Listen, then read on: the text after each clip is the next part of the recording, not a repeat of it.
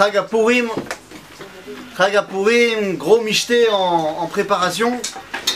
Je me suis dit tout à l'heure, est-ce que je suis pas en train de me tirer une balle dans le pied en vous faisant un shiur maintenant sur Purim? Après j'aurais plus rien à dire à Purim. En même temps ça va être le test. Est-ce que vous écoutez ce que je dis maintenant ou pas?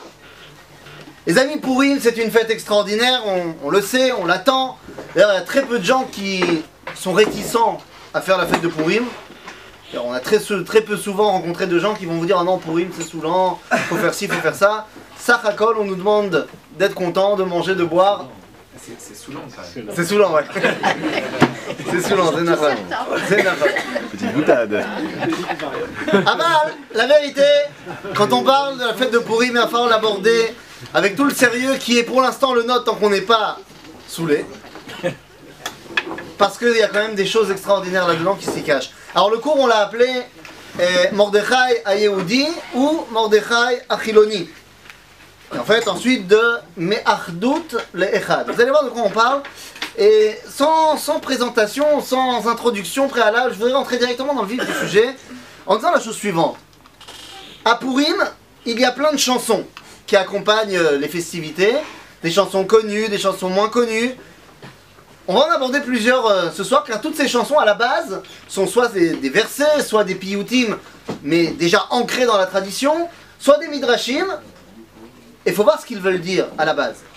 Par exemple, eh bien, il y a un truc qu'on fait tout le temps, qui n'a rien à voir avec Purim, mais vous allez voir qui est très ancré dans Purim quand on prend les sources. À savoir, est-ce que vous avez déjà entendu utiliser ce terme qui dit, quand vous parlez d'un grand tzaddik, de quelqu'un, vous dites Zecher Tzadik Livracha. Vous avez déjà utilisé ce terme? D'accord? Et quand on rappelle le nom d'un rachat, on utilise des fois le terme Shem Reshaim Yirkav. C'est stam parce qu'on aime bien le faire? Ou est-ce que c'est parce qu'il y a ici une halakha? Eh bien, il y a une halakha, les amis. Vous allez dire, mais qu'est-ce qui se passe? Ça va parler de Purim? Eh bien, regardez. Amar Rabbi Yitzhak dans la source numéro 1, c'est le Midrash. Mais c'est un Midrash qui a été nifsak la halakha, vous allez voir après. Amar Rabbi Yitzhak, on est en train de nous parler d'aucun rapport, c'est le Midrash de Bereshit Rabbah, donc on est à l'époque d'Avraham, dans l'histoire qui tourne autour d'Avraham. On nous dit, à propos d'Avraham, on nous dit Kol Misheu Maskir et Tzadik Ve'eino Mevarcho. Donc on parle en l'occurrence d'Avraham. Si vous citez le nom d'un tzaddik et vous ne le bénissez pas, ce nom, Over Ba'ase, il transgresse un commandement de la Torah tel qu'il est marqué Maïta'ama Zecher Tzadik Livracha. Il est Pasuk Zecher Tzadik Livracha, c'est le Stam, c'est Michelet. Et donc, puisqu'il y a marqué que le souvenir du Tzadik il est Livracha, et bien quand vous citez le nom d'un Tzadik, il faut le bénir. De la même façon, nous dit le Midrash, quand vous citez un rachat, vous devez le maudire. Parce qu'il y a marqué Shem Reshaim Yirkav. Ok, très bien. Seulement, on dit la chose suivante, le Midrash continue, et dit Rav qui avait maté les Haman Bepurim. Lorsque Rav, le chef, la première génération des Amoraïm du Talmud, arrivait à la Megillah, arrivait au nom Haman, bah, Haman c'est un rachat, donc qu'est-ce qu'il disait? Bah, ce qu'on nous a dit de dire, à savoir de le maudire. Donc dès qu'il arrivait à Haman, on nous dit Arur Haman ve'arurim banav. Dès qu'il arrivait à Haman dans la Megillah, il disait Arur Haman ve'arurim banav. Ok, jusque là je veux bien. Mais ce qui va être le début de notre shiur, notre ouverture du shiur, ça c'est bien pour les Reshaim, Shem Reshaim Yirkav. Mais qu'est-ce qu'on a dit quand on parle d'un tzaddik? On dit Zecher Tzadik Livracha. Vous pouvez me citer un tzaddik dans la Megillah? C'est pas encore un piège. Mordechai, d'accord? Mordechai. Et pourtant, il est Rabbi Yitzhak, tu l'as dit ici, Rabbi Pinchas, nous dit Rabbi Pinchas Omer, Amar Rabbi Pinchas, Charvona Zachor Latov. Et ça aussi c'est devenu une chanson. Charvona Zachor Latov. Quelqu'un a entendu parler de Charvona? C'est bon, c'est pas je fais pas de l'inconnu? Charvona, c'est un monsieur qui apparaît 2 fois dans la Megillah. C'est un des conseillers du roi Achashverosh. Voilà. Je pense que c'est la meilleure réaction que vous avez eue. La réaction du mais c'est qui ce monsieur-là?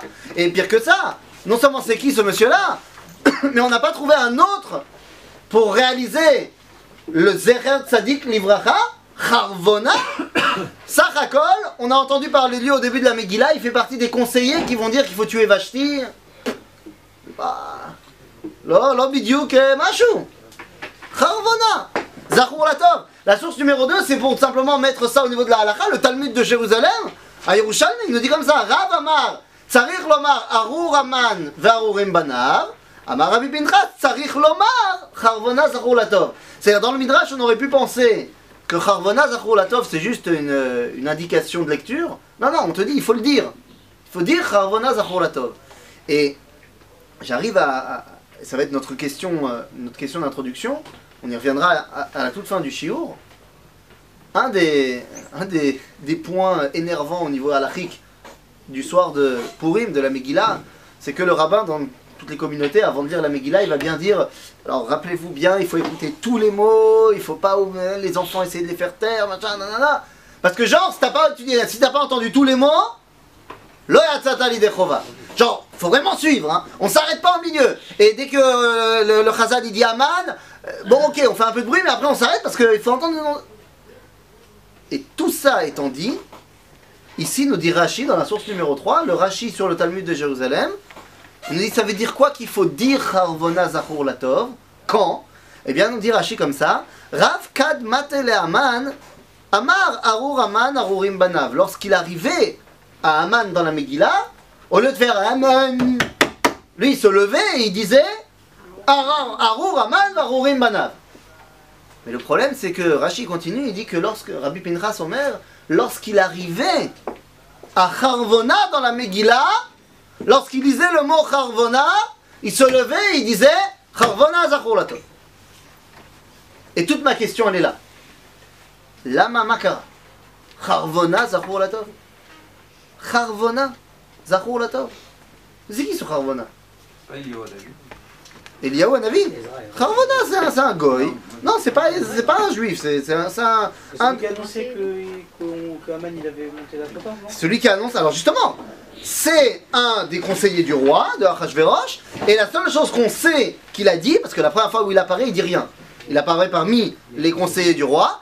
La deuxième fois où il apparaît, il a dit, alors je vous rappelle vite fait l'histoire de la Megillah, il y a eu tout le stratagème fait par Esther, machin, finalement, Aman il se fait prendre la main dans le sac, le roi il est pas du tout content, il veut le tuer, et là Charvona arrive, parce que je vous rappelle que la veille, il a fini, Aman, de mettre au point sa potence, son arbre de 50 coudées pour y pendre Mordechai, il voulait proposer l'idée au roi le jour même, finalement tout s'est retourné, et là Charvona il arrive, et il dit au roi, au fait votre majesté, on a déjà un arbre prêt, là voilà, vous les tuez.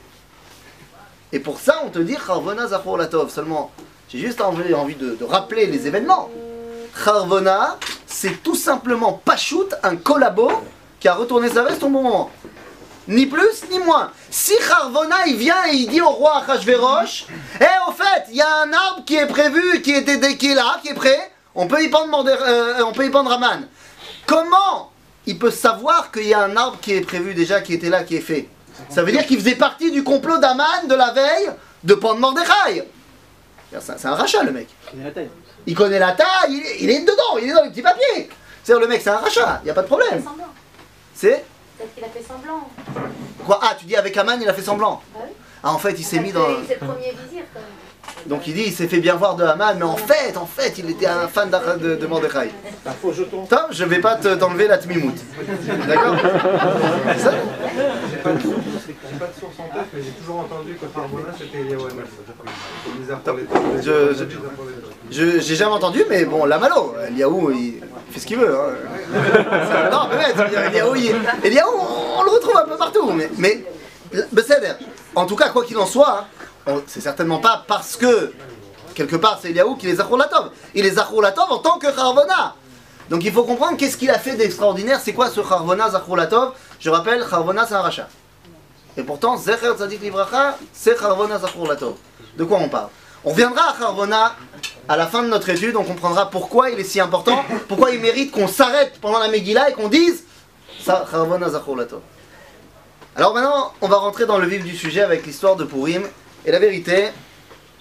Bon, oui? Je peux juste poser une question. Oui, bien sûr. Il faut vraiment écouter tous les... C'est pas vraiment. On peut voir le film aussi, c'est bien aussi. Une des mitzvot de la journée de Purim, c'est Mikra Megillah. Maintenant, imagine-toi Mikra Megillah. Viens, on se la joue pas en société de consommation. On se la joue, on veut faire les mitzvot nous-mêmes. Donc j'ai pas une communauté, j'ai pas une synagogue, j'ai pas... Toi et moi, on doit se rendre quitte de la mitzvah de l'Ikro et ta Megillah. Imagine t'as pas de Chazan, c'est toi qui dois la lire. Repose-toi la question. Je peux sauter 2-3 mots, c'est pas... J'ai lu la Megillah. Donc ça veut dire... Non, c'est de ça qu'on parle. Tu dois écouter tous les mots dans la mesure où c'est comme si c'était toi qui la lisais. Ah mais t'as pas besoin d'un Chazan, tu peux la lire la Megillah. Si tu sais la lire, t'as un clave, machin, tu la lis. C'est bon, mais tu peux pas sauter des mots quand tu la lis. C'est pas possible. Donc de la même façon, quand le Chazan il le lit pour toi, mais donc ça veut dire que toi tu dois écouter. C'est voilà, on nous a dit c'était vrai. ah mais c'est vrai. Et c'est vrai aussi qu'il faut s'arrêter à Charbona et Zachor Latov. Ça va? Mais quitte, maintenant on va rentrer dans le vif du sujet, on viendra à Charbona à la fin. Purim, Adar. Pourra ou pas Baruch Charbona. C'est dur à dire. Ah, c'est dur à dire. Non, mais vous avez raison. Pourquoi? C'est une bonne question, je ne sais pas. Mais Zachor Latov, c'est bien aussi. Peut-être qu'on ne peut pas dire Baruch pour un mec qui a voulu prendre Mordechai il y a 2 jours quand même. Aussi, c'est possible. Oui. On a, de toutes les manières, on a 2 goy, un qui est gentil, un qui est méchant. C'est-à-dire Charbona, il a l'air bien, parce que Zachor Latov, et l'autre, il a l'air mal. C'est qui l'autre? C'est Aman. Nous. Si la Megillah voulait dire, on fait un parallèle entre les juifs et les non-juifs, alors on aurait dit Mordechai Zachor Latov et Aman Zachor Lara. Là, ici, on parle des goy, on ne parle pas des juifs. C'est-à-dire, sinon, on aurait dit Mordechai Zachor Latov, Esther Zachor Latov. Ah, tu dis, on fait une relation entre goy et goy. Oui, parce que sinon, ça serait trop facile. Je veux bien, mais à ce moment-là, j'aurais pris d'autres personnages qui, dans la Megillah, ne sont pas ambivalents. J'aurais pu prendre Attar, le copain d'Esther. Oui, mais Est-ce que c'est Ezra, ça Daniel. Oui, mais là aussi, tu es obligé de ramener des midrashim. D'après le texte, parce qu'il me dit Charbona c'est Eliaou. Chéyé. Mais ça veut dire d'après le texte, Charbona c'est Charbona, Attar c'est Attar. J'entends ce que vous dites. Je dis Yecholiot. Ça m'explique toujours pas pourquoi ce Charbona il a tellement un bon dos, alors que quand on regarde le personnage. Ça, on va chercher. De manière, c'est pour dire qu'on pourrait avoir d'un côté les Israël, mais d'un côté les Goy. Et là, on fait une... Tout à fait, bien sûr, je suis d'accord. Sinon, on aurait dit aussi Esther Zachor Latov. Ah, on dit. Dans la suite du Midrash, on te dit de la même façon, il faut dire Brucha Esther, Ve'arura Zeresh, on dit ça aussi. Avant le Seder, j'entends. Quoi qu'il en soit, on va revenir à Charbona. J'aimerais qu'on rentre maintenant dans l'histoire de Purim, dans le vif du sujet. Parce que honnêtement, la fête de Purim, on a dit c'est des chansons. Mais il y a des chansons qui ont été des textes avant d'être des chansons. Par exemple, une des chansons qu'on chante depuis 1 mois et demi, c'est Miché Miché. Vous connaissez Miché Miché? Dans toutes les déclinaisons possibles et imaginables. Seulement, avant d'être une chanson, Miché Miché, c'était un enseignement du Talmud. Donc venez, on va essayer de comprendre Miché Miché. L'enseignement du Talmud, c'est le suivant. La source numéro 4. Amar Rav Yehuda berei de Rav Shmuel bar Shilat mishmei de Rav. C'est un enseignement connu. כשם שמי שנכנס אב ממעטים בשמחה, מי שנכנס אדר מרבים בשמחה. Et là j'aimerais qu'on fasse très attention. De la même façon que lorsque rentre le mois de Av, calme-toi, lorsque rentre le mois d'Adar, rajoute-en un peu. Qu'est-ce que ça veut dire? Puisque l'enseignement de la Gemara ici de Ta'anit nous met Adar par rapport à Av, c'est-à-dire que tu ne peux pas comprendre l'un sans comprendre l'autre. Alors venez, on va commencer par le premier. Keshem shemi shenichnas Av memaatim. Quand rentre le mois de Av, oh, calme-toi. Maintenant, si on a besoin de me dire quand rentre le mois de Av, calme-toi, ça veut dire que intuitivement, quelle aurait été ma réaction spontanée en Av? Une vie normale. Normal? Est-ce que quand les gens sont normaux, j'ai besoin de leur dire calme-toi? Non. C'est-à-dire que si on m'avait pas dit oh, calme-toi, ça veut dire qu'intuitivement en Av, j'aurais été extrêmement joyeux. Et donc, la Gemara, elle vient me dire non, calme-toi.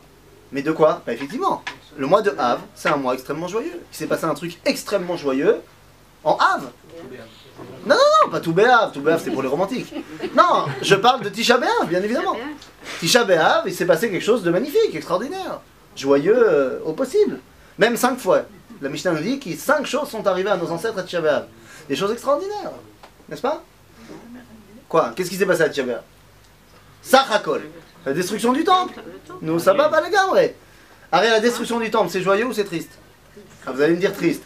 Bizarre, parce que Ça promet déjà, ça contient la promesse future de la reconstruction. de la reconstruction. Tu amènes ici Rabbi Akiva. Il a vu, il a pleuré, les autres ont pleuré, lui il a ri. Ça l'air. Aval ça, c'est encore parce que je vois le futur. Moi je parle du présent. Le présent. Je parle qu'au présent, la destruction du temple, c'est quelque chose de magnifique, de fantastique. Ah, et c'est filmé en plus. Makara. Non, pas shoot. C'est ce que dit le Midrash dans le Yalkut Shimoni, dans la source numéro 5. Il y a un Teilim, le Teilim 79, qui commence de la manière suivante. Mizmor le'asaf. Elohim, ba'u goyim benachalatecha, timu et echal kodechecha, papapa, patapa. Tout le Teilim qui parle de la destruction du temple. Et le Yalkut Shimon, il pose la question, il dit, Mastoma est Mizmor le'asaf. Mizmor, c'est un chant de louange, c'est super, c'est cool. Ma Mizmor. À la limite, t'aurais dû dire Kina le'asaf. C'est des kinotes de Tisha B'Av. Ma Mizmor, nous dit le Midrash, bien évidemment. Qu'est-ce qui s'est passé à Tisha B'Av? Akadosh Baruch Hu, le Midrash nous dit, Ishlich chamato ala etzim ve'ala avanim ve'lo al basar vadam. Qu'est-ce qui s'est passé à Tisha B'Av? Qui aurait dû être détruit à Tisha B'Av? Nous. Et Dieu, il a détruit à la place du bois et des pierres. Bah évidemment que c'est extrêmement joyeux. À Tisha B'Av a été dévoilée l'éternité du peuple juif. Que quoi qu'il arrive, Akadosh Baruch Hu, il ne nous détruit pas. Que quoi qu'il arrive, la brite, l'alliance qui est faite, contractée entre lui et nous, elle est éternelle. Il n'y a rien de plus joyeux que ça. Donc évidemment que, intuitivement, lorsque rentre le mois de Av, je devrais exploser de joie. Ah oui, bon, bah d'accord, mais quand même, il y a eu la destruction du premier temple. Deuxième temple, Flav Joseph te dit 500 000 morts. Ah, quand même, un minimum de... Calme-toi. Mais Ma'atim Besimcha. Seulement, puisqu'on a compris maintenant ce que c'est Av, la Mishnah, la Gemara Sera nous dit... De la même façon, Mishenichnas Adar, Marbim Besimcha. Si on a besoin de me dire, dès qu'arrive Adar, vas-y, rajoute-en, ça veut dire qu'intuitivement, quelle aurait été ta situation en Adar? T'aurais été triste. Nachon. Qui bémet, en Adar, il s'est passé des événements terriblement tristes. Quand je parle des événements terriblement tristes, je parle évidemment de la fête de Purim. La fête de Purim, c'est une fête triste par excellence. Nous sommes tous d'accord? Si, on est tous d'accord. La preuve, qu'est-ce qu'on fait à Purim? On boit. Non, on jeûne avant Purim. Ah, Purim, on boit. Qu'est-ce qu'il nous a dit le petit prince quand il est arrivé sur la planète du buveur? Il est arrivé sur la planète du buveur, il a vu qu'il boit. Il a dit de l'ivrogne. Il a dit, pourquoi tu bois? Il dit, je bois pour oublier. Il dit, pour oublier quoi? Que j'ai honte. Mais t'as honte de quoi? Que je bois. La preuve, on boit pour oublier. La fête de Purim, effectivement, les amis, c'est une fête extrêmement triste. Il n'y a rien à dire. C'est la fête certainement la plus triste du calendrier juif. Mais la preuve que c'est triste. C'est ce que c'est la preuve que c'est triste? C'est quoi le texte qu'on lit qu'il faut... Tous les mots, pas tous les mots, hein, on verra. Hein. Mais comment ça commence? Les premiers mots, c'est bon, on le fait. C'est là où on est encore concentré. Commencez les premiers mots de la Megillah. Regardez, s'il vous plaît, la source numéro 6. Que dit le début de la Megillah? Vaïhi bimei Achashverosh ou Achashverosh amolech meodu ve'atkush sheva esrimomei amedina. C'est un pasouk terrible. Pasouk terrible. Nous dit la Gemara, Makor numéro 7. Évidemment, on sait qu'à chaque fois qu'il y a marqué Vaïhi dans le Tanakh, alors Vaïhi, des fois c'est bien, des fois c'est pas bien. Alors par contre, quand il y a marqué Vaïhi bimei, c'est sûr que c'est mauvais. D'ailleurs, est-ce que quelqu'un peut m'expliquer pourquoi Vaïhi c'est forcément mauvais? Particulièrement Vaïhi bimei. Passé et futur, et alors? Futur ou passé? Futur, passé. C'est-à-dire, on va mettre des mots. C'est retour dans le passé. Retour dans le passé. On va mettre des mots très simples. Le passé, par définition, il est figé, il est passé, on ne peut plus rien y faire. Il est quelque part pessimiste par excellence, on ne peut plus rien changer. Le futur, il est ouvert à toutes les promesses.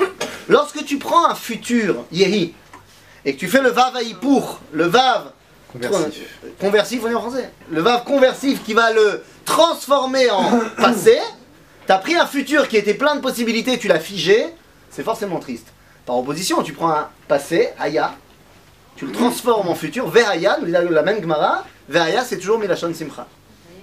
D'ailleurs, entre parenthèses, je vous rappelle qu'il y a un verset qui dit Vehaya kitavo el haaretz. Il dit la Gemara, tous les endroits où il y a marqué Vehaya, c'est Simcha. Ken c'est Simcha la vola haaretz, au cas où les gens se posaient encore des questions. C'est Simcha. Non, juste, je dis ça, moi je dis ça, je dis rien, mais bon, c'est Simcha.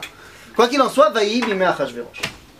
Vayehi bimei Achashverosh, c'est terrible. Mais en quoi c'est terrible? Eh bien les amis, c'est terrible, et j'adore la fête de Purim, et je pense que pour comprendre pourquoi elle est bien, il faut d'abord la détruire. La fête de Purim, les amis, elle n'aurait pas dû avoir lieu. Nekuda. Ni plus ni moins. C'est une erreur de l'histoire, la fête de Purim. On n'a rien à y faire là-bas, à Shushan. Parce qu'il faut tout simplement replacer Purim dans son contexte historique. C'est très important, quand on parle de fêtes juives, de comprendre qu'elles sont sur un support de réalité historique. Il s'est passé quelque chose. C'était quand Purim? Eh bien les amis, on n'a rien à faire à Purim parce que je vous rappelle que des années avant Purim, avant l'histoire, l'Empire perse, le roi, Koresh, Cyrus, il a fait sa déclaration Cyrus. Déclaration Koresh, il donne la permission aux Juifs de rentrer en Israël, de reconstruire le temple. Maintenant, ça c'est bien gentil, mais tu vas me dire, nous on n'écoute pas les goïms, nous on n'écoute que les rabbins. C'est-à-dire que Kadosh Baruch Hu, il t'a envoyé un prophète, Chagai. Chagai Hanavi, un des 3 derniers prophètes, il te dit, allez les gars, c'est bon, c'est maintenant, on y va. Est-ce qu'on vient? Évidemment, hein, toute ressemblance avec un cas actuel serait purement fortuit et imaginaire, bien évidemment. Mais, on vient pas. Zroubavel, il vient avec max 2000 personnes. C'est Choum Davar. Et ils sont où tous les autres? À Babylone. Babylone, en Perse. Lama, pourquoi ils restent là-bas? C'est vous qui l'avez dit. D'accord? Et donc on se retrouve en Perse à l'époque de Achashverosh. On ne devrait pas y être. C'est-à-dire que non seulement c'est la source numéro 8, là en l'occurrence c'est la déclaration Koresh, on devrait être rentré en Israël. Imaginez, on se refait le match. Si on était rentré, Eugène, quitte pas le joke pour certains. Il n'y a que moi qui ai compris. Ils n'ont pas compris, c'est pas grave. C'est bon, il y en a certains qui ont compris quand même. Toi tu as compris. Mon influence. L'éducation. Mais Kitsour, on refait le match. Et on se dit, viens on part avec Zroubavel. Ben on s'en fiche qu'il y a Aman à Shushan, ça nous touche plus. C'est-à-dire que l'histoire elle aurait été complètement différente. Mais on disait pas justement qu'ils commençaient justement à retourner, est-ce que c'est ça qui... Ils ont commencé et ils ont fini de commencer très rapidement aussi. Et rien à voir avec Aman. Bah, je pensais qu'Aman justement, il les voyait partir et c'est ça qui les excitait aussi. Il les voyait partir qui? Les Juifs commençaient à partir et lui, tu dis, il était tellement amoureux des Juifs non, pas amoureux que ça l'embêtait beaucoup que les Juifs s'en aillent. En Israël, mais non, mais parce qu'en fait, effectivement, on dit qu'Amalek, Aman, etc., et que dès qu'on a une réalisation de la promesse de Dieu qui arrive, donc ça le dérange. Bloqué, bah, oui, donc ça bloque. Ah oui. Donc je les garde ici à Shushan. Pour les détruire. Alors, autant les détruire là-bas, une kva. Pas une pierre de coups. Non, mais... Tu comprends? Le fait est que, encore une fois, tous les vortim, toutes les explications sont bonnes, mais elles ne peuvent pas aller contre une réalité simple qui est une réalité historique. Or, de la même façon que lorsqu'il y avait les quotas d'admission des Britanniques, c'était terrible. Je parle sous le mandat britannique. Le fait qu'il y avait les restrictions et que tout le monde pouvait venir, si tu n'avais pas de certificat, machin, tout ça c'est vrai. Il n'empêche que les quotas n'ont jamais été atteints. Le fait qu'il y ait eu des Mahapilim, qu'il y ait eu de l'immigration clandestine, c'était pas à cause d'un trop plein de quotas. C'était pas des gens qui avaient malheureusement pas assez d'argent ou de quoi se procurer des certificats. Mais autant te dire que les quotas n'ont jamais été atteints. De la même façon, c'est bien gentil que tu me dises que Aman il voulait bloquer. Il voulait peut-être bloquer, tu as raison. Mais il n'empêche qu'il n'y avait pas grand chose à bloquer, les Juifs sont pas venus. Pas chaud, les Juifs sont pas venus. Achab, les Juifs sont pas venus, mais ok, tu sais quoi, Besséder, ils sont pas venus avec Zroubavel, ils sont pas venus avec Chagai. Mais j'imagine quand même qu'à la fin de la Megillah, on a vu ce qui s'était passé, l'antisémitisme et tout, machin. Là, c'est sûr, à la fin, on va repartir. Et c'est pour ça qu'il faut bien ne pas oublier. On a tendance à penser, parce que justement, on n'aime pas tous les mots, c'est lourd et tout ça, mais on a tendance à penser que la Megillah, elle s'arrête avec le verset La Yehudim Aïta Ora Vesimcha Vesason Vikar. Quand on lit le verset, ça y est, tous les enfants ils sont déjà partis, tous les ikoukim ils sont lancés, c'est parti. On oublie juste que ça c'est la fin du 9e chapitre de la Megillah, et il y a un 10e chapitre. certes, tout petit, 4 versets, mais un 10e chapitre quand même. 10e chapitre qui commence par la source ici numéro 9. Premier verset qui dit Vayasem amelech Achashverosh mas al haaretz ve'yaya. Achashverosh a levé un impôt. C'est pas un impôt antisémite. C'est pas un impôt anti-juif. On nous dit simplement que Achashverosh il a fait une levée d'impôt. Ce qui se comprend après les tourments qu'il y a eu dans le royaume. C'est normal de renflouer les caisses. En quoi ce verset il est problématique? C'est quoi? C'est Besséder ça. Mais la vie continue, donc c'est en quoi c'est problématique? Péage pour sortir. C'est-à-dire, vas-y, va plus loin, t'as raison, mais va plus loin. C'est qui le patron à la fin de la Megillah? C'est toi, Achashverosh. Bah c'est normal. Oui, mais bien sûr que c'est normal, mais c'est ça qui fait mal au cœur. T'aurais pu, parce que toi tu t'es dit, ou Mordechai, Mishneh, la Melech, Achashverosh. Oui, mais Mishneh et la Melech, c'est Achashverosh. C'est-à-dire que il y a une tfila, une bracha qu'on ne fera pas à Purim. C'est le Hallel. On ne dira pas le Hallel à Purim. Vemadoua, que nous dit la Gemara dans ma série de Megillah, je ne l'ai pas mis ici parce qu'il n'y avait plus de place dans la feuille. Mais qu'est-ce qu'elle nous dit la Gemara dans ma série de Megillah? Pourquoi est-ce qu'on ne dit pas le Hallel à Purim? Elle va donner 3 explications. Les 2 premières m'intéressent ici. La première, c'est pas un miracle qui a lieu en Israël. Ah, tu pourras me dire, ouais, mais Pessah non plus, c'était pas en Israël. La Gemara elle pose cette question. Elle dit, Nachon, le temps qu'on n'est pas rentré avec Yoshua, on pouvait dire le Hallel sur des miracles à l'extérieur, mais depuis qu'on est rentré, Israël. Hanouka, Jean. La deuxième réponse de la Gemara, elle est fantastique. C'est que c'est quoi la première phrase du Hallel? Alléluia, Alléluia, Avdei Hashem, on est les serviteurs de Dieu. Or, la Gemara, mais là, à la fin de la Megillah, t'es toujours le serviteur d'Achashverosh.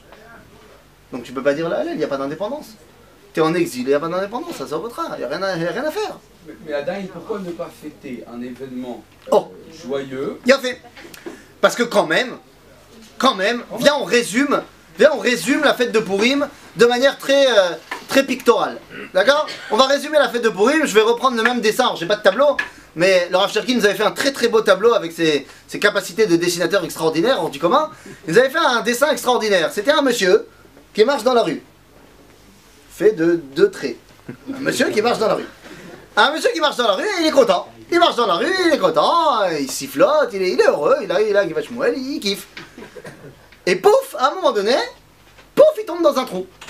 Aïe, aïe, aïe, aïe, aïe, il est tombé dans le trou. Ça fait très mal, il essaye de sortir, il n'arrive pas à être trop profond le trou. Oh, il va voy, il est dans le trou. À un moment donné, dans le trou, sans crier gare, arrive un serpent. Un serpent venimeux, très dangereux, qui fait... Et là, il est très perturbé, il a peur, il crie, il appelle Dieu, il dit « Boïna Shelaïlam, fais quelque chose !» Et là, Dieu lui envoie un grand miracle. Il lui ouvre les yeux, il voit que juste à côté de lui, il y a une grosse pierre. Il prend la grosse pierre, il la balance sur le serpent explose en 1000 morceaux. Il est toujours dans le trou. Et c'est Purim. C'est Purim. On était dans la Givat Shmuel, on était contents, pouf, Galout, Nebuchadnezzar, Nabucodonosor, destruction du premier temple, on est parti en exil. C'est le trou, c'est pas cool. En milieu de l'exil, arrive le serpent Haman qui veut faire la Shoah. C'est vraiment pas cool. On a réussi à se débarrasser de Haman. Yofi, on est toujours en exil. Mais c'est bidiouk ça la fête de Purim. La fête de Purim, c'est l'exil. Et donc, il n'y a rien à fêter en vrai à Purim. Et donc, Mishen Nichnas Adar, t'aurais dû être super triste parce que c'est la fête, c'est rentre le mois où on te parle de l'exil, du moment où les Juifs ils sont pas rentrés. C'est un procès d'intention qu'on fait aux Juifs quand on lit la Megillah. C'est terrible. C'est pas si triste que ça. C'est terrible. Bah apparemment non. Ah si, c'est terrible. Mais, quand même, t'as été sauvé de Haman. Il y a quand même eu un Vena Aforou. Finalement, quand même, il y a eu un truc que Dieu il a fait pour toi.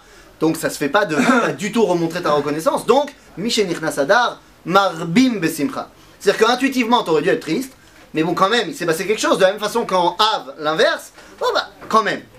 Mais ce que tu dis est vrai. Parce que d'après ce que je suis en train de vous dire, Purim, c'est une fête d'exil. Une fête d'exil à 100%. Donc on aurait pu avoir un Hava Amina, on aurait pu penser que dès qu'on revient en Israël, c'est où Nigmar Purim. D'ailleurs, il y a plein de communautés dans le monde qui avaient leur Purim. Purim Alger, Purim Constantine, Purim Francfort. Il y avait plein de communautés qui ont eu des pogroms, des décrets anti la communauté juive de ces villes-là, qui ont été sauvés, qui ont réussi à s'en sortir, et qui ont décrété des Purim. Mais c'est des Purim qui n'existent plus aujourd'hui. Parce qu'évidemment, après la Géoula qu'on est en train de vivre, tu vas continuer à fêter le fait que Godefroy de Bouillon, il a voulu... C'est pas Retsini. Pourquoi ce Purim-là? Alors, pourquoi ce Purim-là? On le fait toujours. C'est-à-dire, il dit, ok, si Purim c'est une fête d'exil, et c'est une fête d'exil, alors peut-être que quand on arrive en Israël, ça y est. Quand on revient en Géoula, c'est fini. Oui. Après Mashiach en plus. Attends, alors ça va encore plus loin. Mais d'abord, avant Mashiach, peut-être que Iné, dès le 14 mai 1948, il faut arrêter Purim.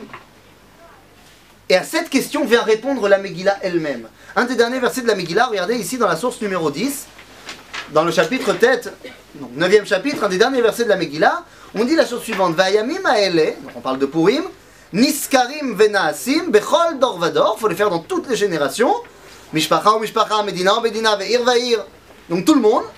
Et ce qui m'intéresse, c'est ces mots-là maintenant. V'ime Purim haele, et ces journées de Purim, lo ya'avru mitoch haYehudim.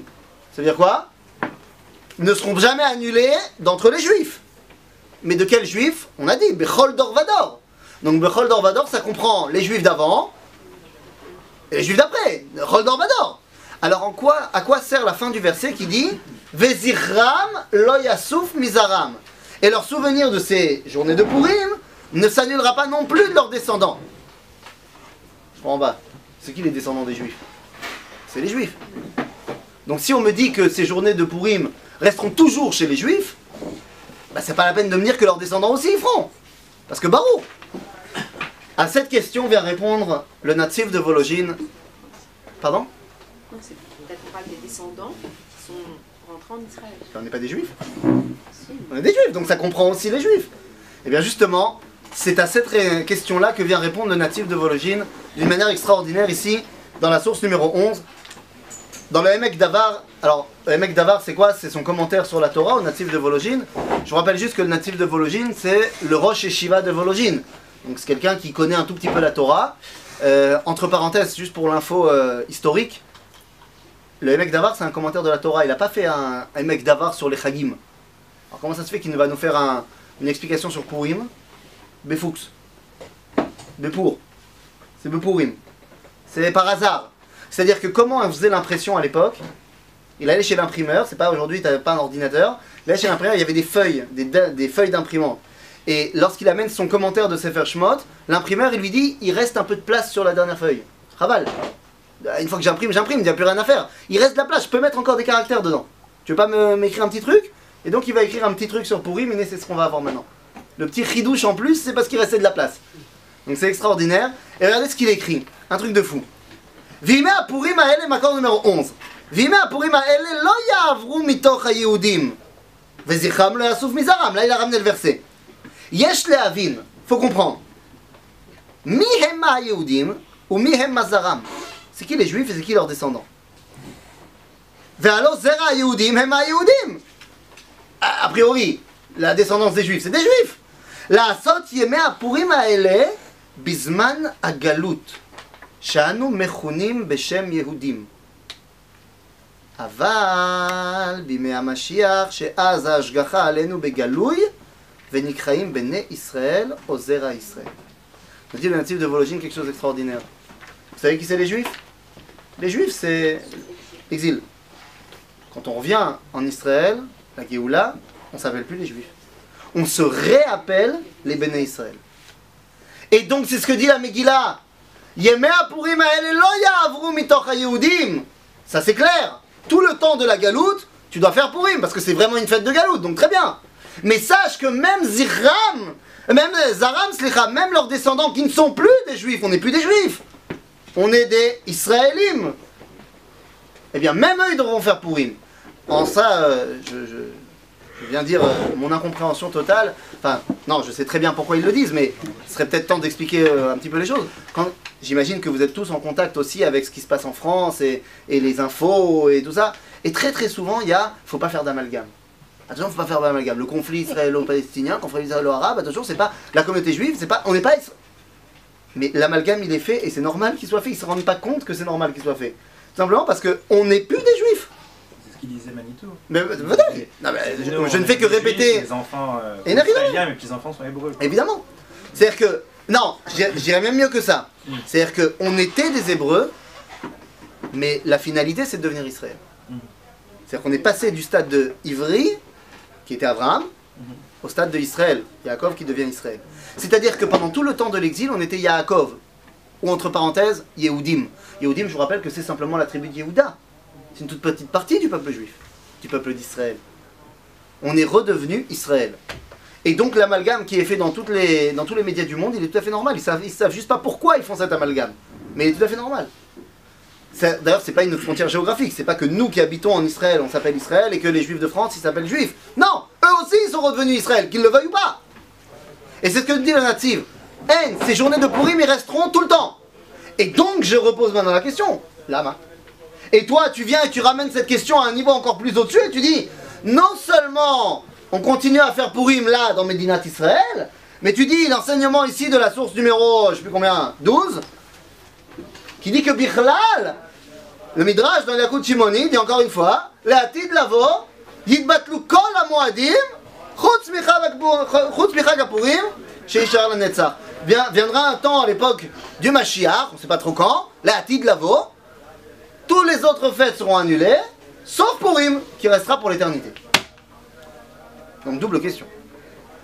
Pourquoi Purim, qui est une fête d'exil, elle reste à l'époque de l'État d'Israël, et pourquoi elle reste Bichlal pour l'éternité? Qu'est-ce qu'il y a dans cette fête de Purim qui est si particulière? Qu'est-ce qu'on a réussi à dévoiler à la fête de Purim? Ken? Le mot Yitbatlu, il faut le comprendre d'une autre manière, comme Batel B'Shishim. Quand il y a un morceau de fromage qui tombe dans 60 portions de viande, alors c'est pas que le fromage n'existe plus, mais les Batel B'Shishim. Donc les miracles qu'il y aura, la Tid Lavo, seront Batelim comparés aux miracles qu'il y a eu, qui ont engendré les mois à Mitzrayim. Tout à fait, c'est-à-dire c'est ce qu'on dit dans la Haggadah de Pessah, mais on s'en rend pas compte, que le troisième paragraphe du Kriyat Shema, c'est toute la question de savoir là-bas est-ce qu'il faut le dire ou est-ce qu'il ne faut pas le dire, parce qu'effectivement viendra un temps où la Géoula que nous sommes en train de vivre sera tellement plus grande que celle de l'Égypte qu'on ne dira plus Chai Hashem asher e'ela etrem me'eretz Mitzrayim, ela Chai Hashem asher e'ela etrem me'eretz Safona mikol ha'aratzot asher itartim sham. Donc évidemment, ça veut dire, comme vous dites, Bétélim dans le sens, ils sont plus au niveau par rapport aux autres. Est-ce qu'on va les faire ou pas les faire? Est-ce que concrètement on va faire une fiesta pour le soir de Pessah? Peut-être, mais que ce soit dans le sens où on les fait plus du tout, ou dans le sens où ils sont plus au niveau, la question reste posée quand même pour Purim.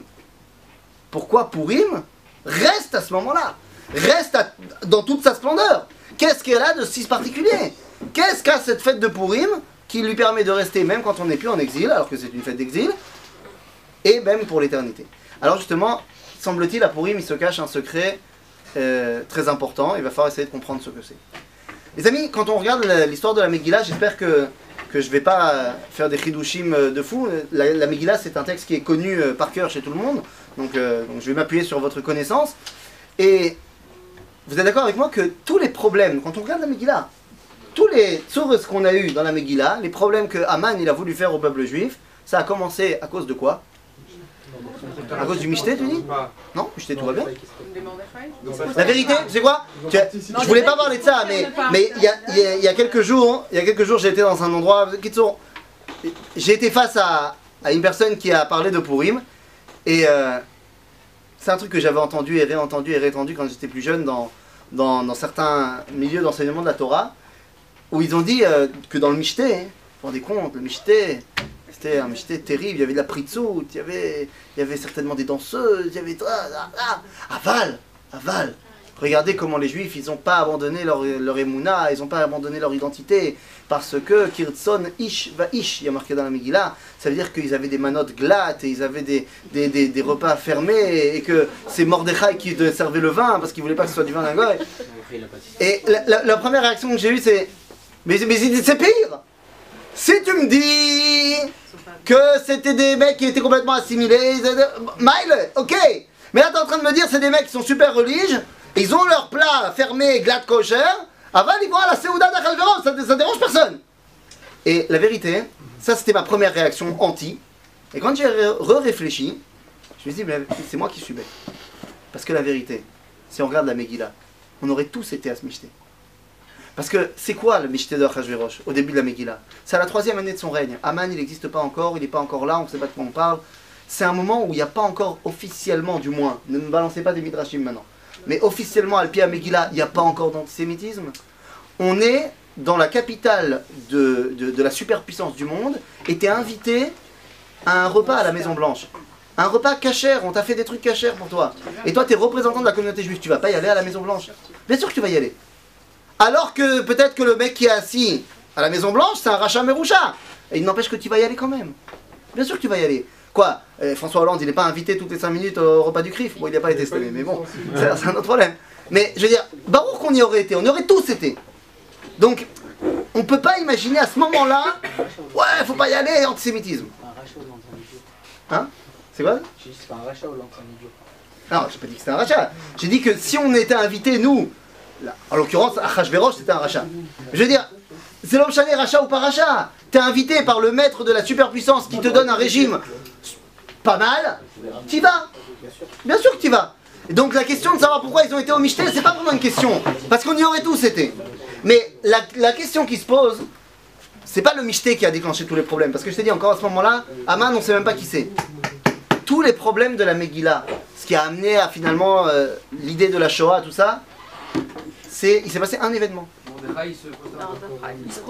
C'est parce que Mordechai ne veut pas se prosterner devant Aman. C'est quand Aman il a été élevé au stade de vice-roi, machin, le roi il a dit tout le monde se prosterne devant Aman, et Mordechai ne se prosterne pas devant Aman. Shavrabotai, tous les problèmes ça a été à cause de ça. Et mon seul problème c'est que je ne sais pas d'après la Megillah, pourquoi il ne s'est pas prosterné, d'autant plus comme vous dites, qu'il n'y a absolument aucun problème à ce qu'il se prosterne. Il n'y a aucun problème. Il khatik, c'est même sans rentrer dans le Dina Malchutadina.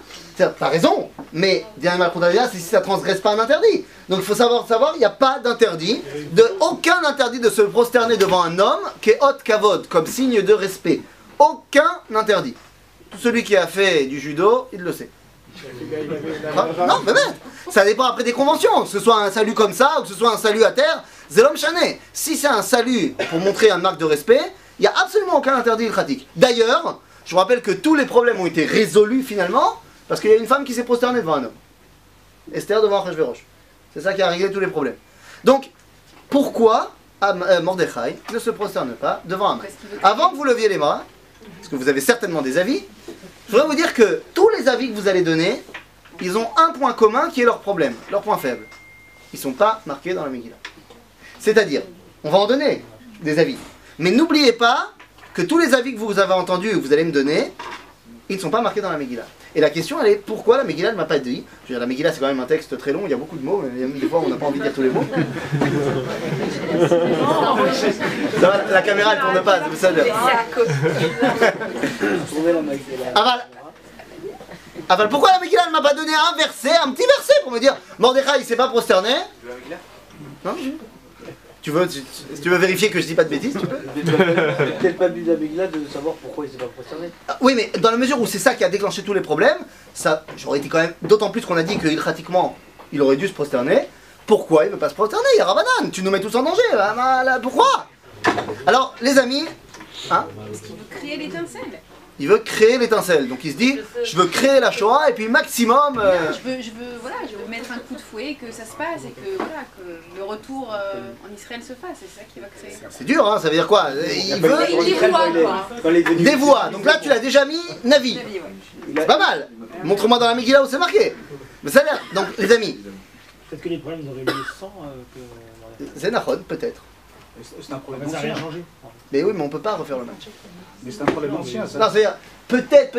Le fait est que dans la Megillah, je sais qu'il se prosterne pas, je sais que c'est ça qui va emmener tous les problèmes, pourquoi il se prosterne pas? Mais c'est un problème ancien. C'est-à-dire Entre Shaoul et Agag. vous êtes des tzadikim médionim, c'est fantastique ce que vous me dites, voilà, je sais que Mordechai vient de Mishevet Binyamin, et donc Shevet Binyamin c'est Shaoul, et Shaoul il a pas tué Agag, et donc Agag c'est le père de Amalek, le roi d'Amalek, c'est Aman, donc il y avait une rivalité. Qu'est-ce qu'on aurait gagné? C'est vachement marqué dans la Megillah ce que tu es en train de me dire. D'autant plus que tu es en train de me dire que parce qu'il y a marqué Ish Yemini, tu l'as fait Mishevet Binyamin. Je te rappelle que le même verset il commence par Ish Yehudi. D'ailleurs la Gemara elle pose la question. Un des avis qui est cité c'est qu'il est oui Mishevet Yehuda et pas Mishevet Binyamin. Un autre avis il dit qu'il est Mishevet Binyamin. Un qui dit de son père, de sa mère. Un qui dit celui-là il en voulait pas et celui-là il en voulait pas. C'est pas aussi évident que Mordechai c'est le descendant de Shaoul. Donc j'ai dit, encore, tu viens de nous donner une très belle explication, mais encore une fois, elle n'est pas marquée dans la Megillah. Et donc, oui, il est le 20. Mais ça, alors, je dis pas que tu peux pas refaire de lien, mais c'est pour ça que la Gemara elle va dire là-bas, comment est-ce qu'on s'accorde avec Yemini, avec Yehudi et avec Yemini? Parce qu'il y a marqué et Yehudi et Yemini, et donc ils vont faire le drive que non, mais il vient de son père, il vient de sa mère, il vient de son truc, il vient de son truc. Le fait est que je ne peux pas remonter officiellement, textuellement, au fait que parce que entre Shaoul et Agag il y a eu une histoire, alors c'est ça qui a fait qu'il ne s'est pas prosterné. Je n'en sais rien. D'autant plus que c'est pas une raison, et d'autant plus que Shaoul et Agag, d'après, ils étaient potes. A priori, il devrait les mettre. Ils étaient pas potes. Bah, il l'a pas tué. Ouais, Il l'a pas tué, point. C'est Shmuel qui est venu et qui l'a tué. il en doit une. Il en doit une. Il en doit une. Non, il avait dit qu'il allait le tuer, il voulait faire. Il aurait dû le tuer tout de suite. Non, il l'a pas tué. C'était pas un pote quoi. Entre rois, tu sais. Bekitsour, les amis, on va commencer à essayer de comprendre pourquoi Mordechai s'est pas prosterné. Alors, comme je vous ai dit, tous les avis qu'on va donner, ils ont un point faible. C'est qu'ils ne sont pas marqués dans la Megillah, mais c'est pas grave, on va tenter notre coup. Le premier avis, c'est l'avis de Rashi. Pourquoi Mordechai ne se prosterne pas? Eh bien, selon Rashi, c'est très simple. La source numéro, c'est ce que tu disais. La source numéro 13, Rashi nous dit Aman asa atzmo avoda zara. C'est-à-dire qu'il se prenait lui-même pour un dieu. Aval. Léat. Parce que j'ai envie de comprendre un petit peu qui est Mordechai, qui est le protagoniste, le héros de mon histoire. Aman se prenait pour un dieu. Chez Ella. Aman, on est tous d'accord que ce n'est que le serviteur d'Achashverosh. Il est en dessous d'Achashverosh. Or, Achashverosh, Xerxès, Assuérus, lui-même ne se prend pas pour un dieu. Du moins, on n'a aucun texte de la mythologie perse qui nous permet de penser qu'à aucun moment, Assuérus, il s'est pris lui-même pour un dieu. Il servait les dieux, il était choisi par les dieux, ce que tu veux, mais lui-même ne se prenait pas pour un dieu. Donc, si son serviteur, il se prend pour un dieu, vous imaginez bien qu'il ne le fait pas en public. Ce n'est pas des grandes annonces, il ne va pas dire officiellement qu'il est au-dessus de son roi. Donc ça veut dire que comment Mordechai, il peut savoir que Haman dans son cœur, il se prend pour un dieu? Il est proche de la cour. Proche de la cour, je veux bien, mais si Haman, il le dit officiellement qu'il se prend pour un dieu, je vais le faire tuer. Il l'a vu par Il l'a De quoi? Il le connaissait. Il le connaissait, donc c'est de notoriété publique qu'il se prend pour un dieu. Mais s'il va te tuer, ça va lui demande à tout. Comment tu sais? Il est marqué. Il demande à ce qu'on se prosterne devant lui. Ah, marqué. Il demande à ce qu'on se prosterne devant lui. Non, c'est le roi qui a dit on se prosterne devant Haman. Kavod. Pourquoi le roi il dit ça? Parce que de la même façon qu'on se prosterne devant moi, je suis le roi. Lui, c'est mon vice-roi. Maintenant, j'ai envie qu'on se prosterne devant lui aussi. Kavod. Kavod. C'est ça. Mordechai se serait prosterné. Il se prosternait devant Achashverosh, Mordechai. C'est la halakha. Quand tu vois un roi, tu as le droit de te prosterner devant lui. Donc il l'a fait. J'ai aucun moyen de penser qu'il ne le faisait pas. Ok? Bekitsour, il n'y a pas 36 solutions. Comment est-ce que Mordechai il peut savoir ce qu'il y a dans le cœur de Haman? Selon cette explication de Rashi, on n'a pas d'autre solution que de penser que Mordechai il est Navi. Il est prophète. Il est prophète et donc il sait ce qu'il y a dans le cœur de Haman, ce que les autres gens ne connaissent pas. Donc selon notre première explication, Mordechai, ce que tu disais, Mordechai est Navi. Il a fait. D'ailleurs, ça correspond à pas mal de Midrashim qui voient Mordechai comme étant un des Nevim, un des derniers Nevim. Il a fait. Tout va bien. Mais le problème, c'est que ce n'est pas marqué textuellement dans la Megillah. Et puis il n'y aurait vraiment aucun problème de se prosterner. Non, mais peut-être c'est Horacha. Peut-être c'est pas bénévoie, Alpi Adibour. Si personne ne sait qu'il se prend pour un dieu. Non, mais peut-être qu'Alpi Adibour. Comme tu dis, parce qu'il voulait mettre l'étincelle, machin. Si c'est un avis, ça règle pas mal de problèmes. Mais si un avis, il aurait demandé au peuple de ne pas se prosterner. Ou pas. Après, il le fait tout seul. Ou pas. Ou pas, le Navi fait ce qu'il veut. Ça, on peut pas savoir.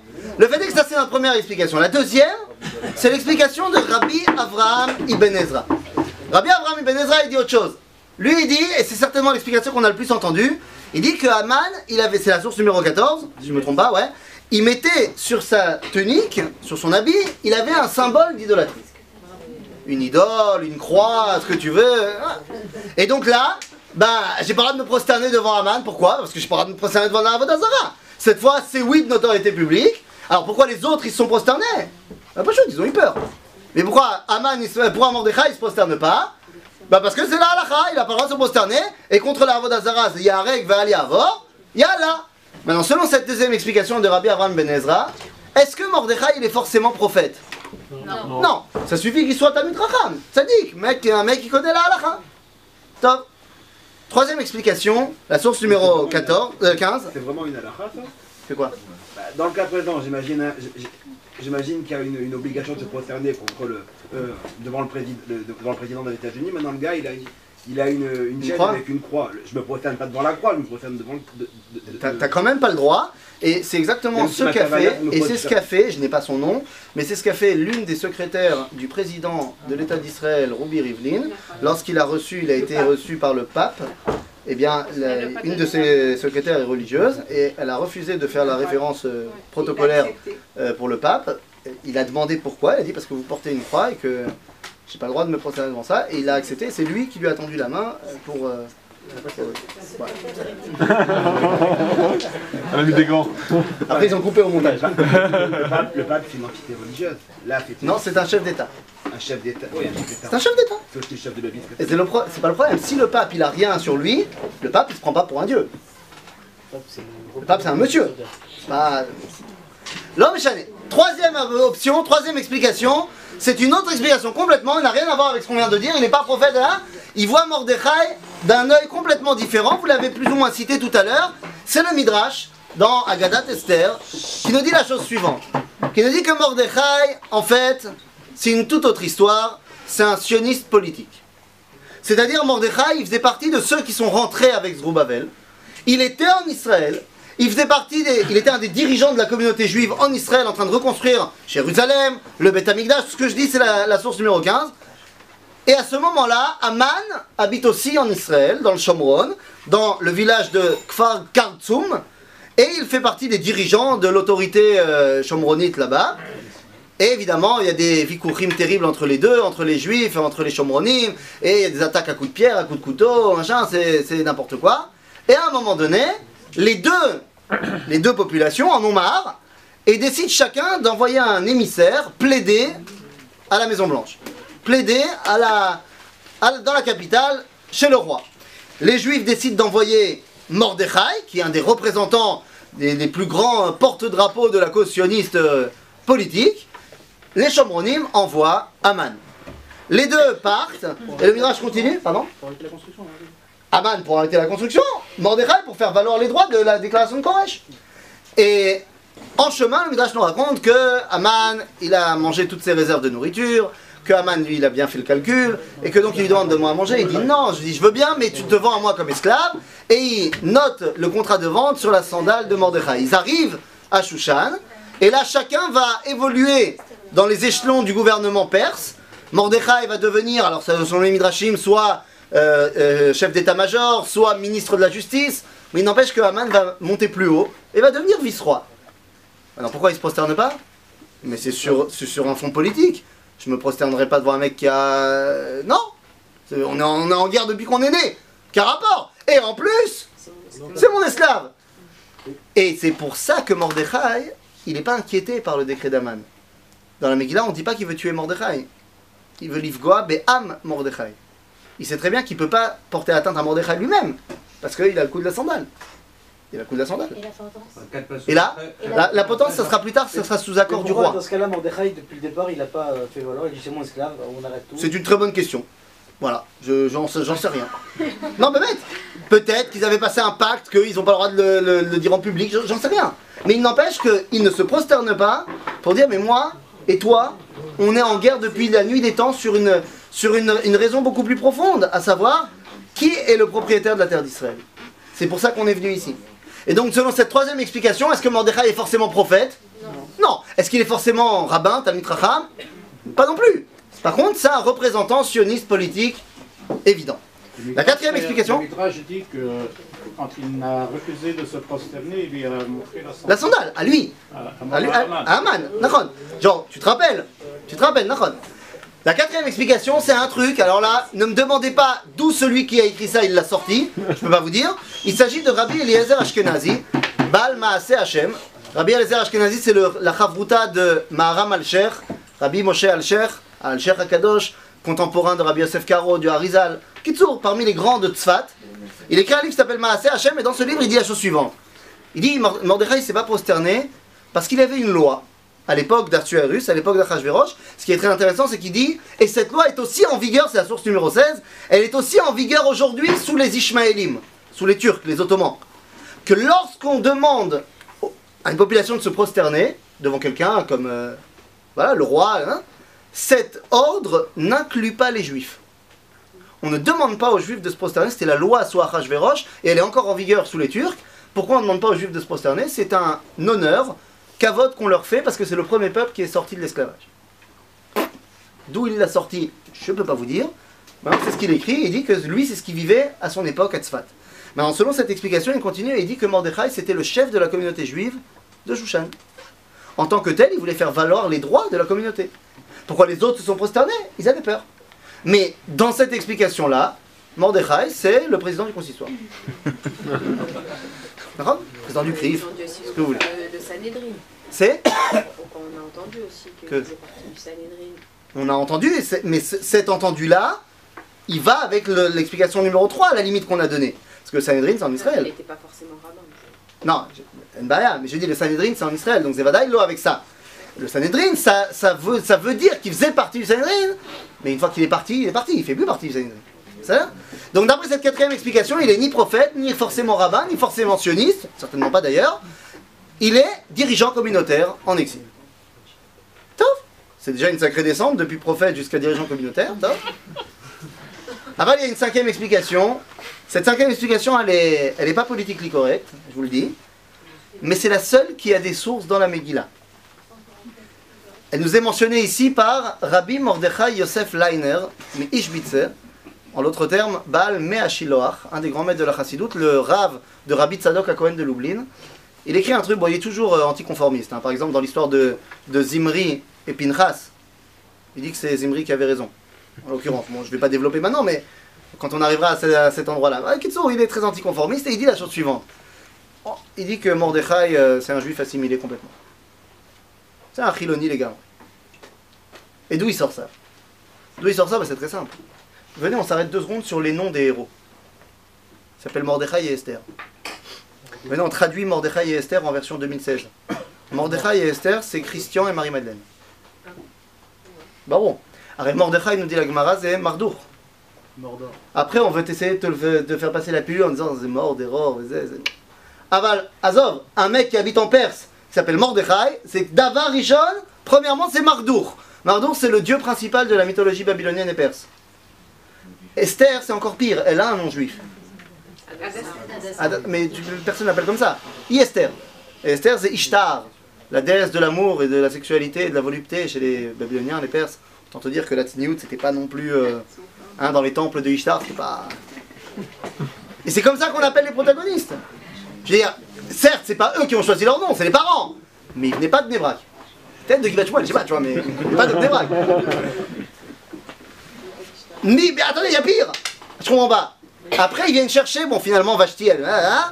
Achashverosh, il veut une nouvelle reine, tout va bien. Et il demande d'amener toutes les jeunes filles du royaume. Donc on va chercher Esther. Et là, Mordechai, il dit quoi? Surtout, tu dis pas que t'es juive. Ah, tu dis pas. C'est la honte. Ça, on va se faire mal voir. Mais attention, ne pensez pas qu'il y a là de l'antisémitisme. On ne sait pas encore qu'il y a de l'antisémitisme. Il n'y a pas encore Aman. C'est juste que, non, écoute, on a tellement bossé pour se faire intégrer. Mais attends, je comprends pas. Quand ils sont venus la chercher à la maison, il n'y avait pas une mezouza à l'entrée? Il n'y avait pas une photo de Baba Salé dans je comprends pas, il n'y avait pas quelque chose? Il n'y avait rien. Attends, il y a pire. Je comprends pas. Chas v'shalom ben Porat Yosef, pas pour vous, hein, c'est un exemple, évidemment. Mais imaginez, vous avez une fille, une sœur, machin, qui s'est fait capturer par un goy et qui maintenant habite avec lui, et ça y est. Et toi, t'entends d'un coup que dans la rue qu'il y a 2 personnes qui font un complot pour tuer le goy. Qu'est-ce que tu fais? Tu fais tes Teilim pour que ça marche. Et toi, et comme ça ta fille elle revient. Mais toi, t'entends que Bigtan et Teresh ils veulent tuer le roi, qu'est-ce que tu fais? Tu vas sauver le roi. Non, mais c'est la malchoute, c'est pas pareil. Ah ouais, c'est la malchoute, va dire ça à ta fille, ouais, c'est la malchoute. Ouais. Raison. C'est la malchoute. L'asma. Il a une vision, il y a une vision. Ah, non, donc tu dis, donc il y avait, donc tu dis, tu fais que conforter ce que je dis. Donc non, parce que moi j'aime mon roi. Je suis à 100% dans la malchoute, je suis à Mamlarti. Je respecte la ribonoute. Attends, j'ai pas dit que c'est moi qui allais faire le complot. Mais écoute, s'il y a des gens qui... Esther, elle n'a pas été capturée, là tu tournes les choses. Ah alors t'es quoi? Tilakar. Elle n'a pas été... Bah c'est Tilakar. Tilakar, mais... Ça veut dire quoi? Ça veut dire qu'il y a monsieur, madame des gardes de Achashverosh. Elle est devenue Attends, pour l'instant, elle n'est pas encore devenue reine. Pour l'instant, elle est dans le harem, et je veux pas t'expliquer, je te fais pas un dessin, on est filmé quand même, je te fais pas un dessin de ce qui va se passer avec toutes les femmes qui vont... Ça a l'air. C'est pour ça que personnellement, je m'oppose formellement à ce que ma fille, elle se déguise en reine Esther. Alors, bon, grâce à Dieu ou pas grâce à Dieu, on a les grands-parents qui sont venus avec la Reine des Neiges, donc comme ça, voilà. Mais Reine Esther, il me colle à Kavod. Alors, tu vas me dire, elle s'est sacrifiée pour le peuple juif, ça, mais il me colle à Kavod. J'ai pas envie que ce soit l'exemple pour ma fille. C'est-à-dire, il me colle à Kavod, la Reine Esther, à la fin de l'histoire, elle reste mariée avec un goy. C'est quand même un mariage mixte, tu la perds, Esther. Esther, elle est perdue pour le Ham Israël. Oui, mais Mordechai dit. Kacher, non, elle dit. Et elle dit quoi? Kacher avadeti avadti. C'est horrible. Et Behemet, Yavda. C'est terrible. Ok? Maintenant, et la pire dans tout ça, hein, c'est comme tu dis, quand il y a le décret, Mordechai vient voir Esther et lui dit, surtout pense pas que toi tu vas pouvoir t'en sortir et que nous on va tous y passer. Alors comment ça se fait? Parce que tu avais dit un jour que la Massorat Israël fait loi. C'est quelque chose de connu. Ça fait des siècles, des générations, on vénère Esther et Mordechai pour des raisons qui sont objectives. C'est-à-dire, grâce à Esther, il s'est passé plein de choses. Mais attends, 2 secondes. Esther, elle a Béhémet sauvé le Ham Israël, je dis pas le contraire. Je dis juste que j'ai pas envie de la prendre elle comme modèle pour ma fille. Parce que même si au final de ce qu'elle a fait est sorti du bien pour le peuple juif, il n'empêche que tu sais quoi? C'est-à-dire que quelqu'un d'autre il fasse ça. J'ai pas envie que ma fille, elle ait le destin d'Esther, il me colle à Kavod. Mais c'est pas seulement par rapport à ta fille ou pas ta fille. Non, je dis pas de mal de Esther en tant que personne. Elle nous a sauvés, c'est extraordinaire. Mais tu comprends bien que tu nous ébranles la conception des choses. Je te dis pas que Esther c'est une mécréante qui voulait nous tuer tous. Je dis juste que Esther, c'est loin d'être telle qu'elle est présentée, c'est loin d'être la fille de Me'acharim. Pourtant, c'est pas ce qu'on a reçu depuis des générations. Attends, en même temps, si je suis là pour te dire que des trucs que tu connais déjà, ça sert à rien que je vienne. D'accord? Alors, Chutz Mizeh, tu peux aussi te rattacher. Non, mais c'est pour ça que, rappelle-toi que c'est la 5e explication. Tu peux te rattacher à la première, à la deuxième, c'est Besséder. Je dis pas que c'est sorti complètement de la Massorette. Mais il faut savoir que c'est vrai. D'ailleurs, quand on te dit que dans le Bet Anashim, la Megillah, elle te dit qu'on lui a donné Kol Tuv. Kol Tuv Bet Anashim. Qu'est-ce qu'elle dit à Gemara? On lui a donné, parce qu'elle était devenue pote avec le chef des eunuques, et il lui ramenait, pour lui faire plaisir, Kitle de Chazire. Les côtes de porc. Il dit, qu'est-ce que tu veux manger? Elle dit quitte-les de Chazire, c'est ça qui me fait kiffer. Alors t'en fais pas, il y a un Tosfot qui dit non, pas du tout, Chazeret. Quitte-les de Chazire, c'est Chazeret. Bien sûr, je veux manger du réfort. Qu'est-ce qui me fait kiffer? Du réfort, bien sûr, de la salade. Génial. Oh, on a compris que ça te faisait mal au cœur de dire qu'elle mangeait du cochon. Mais bon, la salade, c'est quoi ton mets là? Moi je veux une salade. Végétarien. C'est une fille en même temps, hein. De la salade. Bekitso, bravo. Dans le dialogue, on voit quand même que dans le dialogue entre Mordechai et Esther, Olivier. Alors, justement, j'y arrive. Je dis même dans cette 5e explication, Rabotai, je vous rassure, même selon le Ishbitzer, même selon cette 5e explication, il dit qu'il y aura quand même un ma'apar, un switch chez Mordechai qui va arriver au moment du décret. Et il dit, parce que avant ce switch, avant le décret, à part le moment où le Passouk le présente, mais sinon à chaque fois qu'on parle de Mordechai, il est appelé Mordechai. Après le décret, Mordechai et Yehudi. Dans l'explication, pourquoi il se prosterne pas? Alors attends, selon cette explication qu'il est complètement assimilé, pourquoi il se prosterne pas? Pour une raison beaucoup plus technique. Hey, je suis le beau-frère du roi. Je suis le beau-père du roi. Je suis la famille du roi. Donc évidemment que ça ne me concerne pas et toi tu peux rien faire contre moi.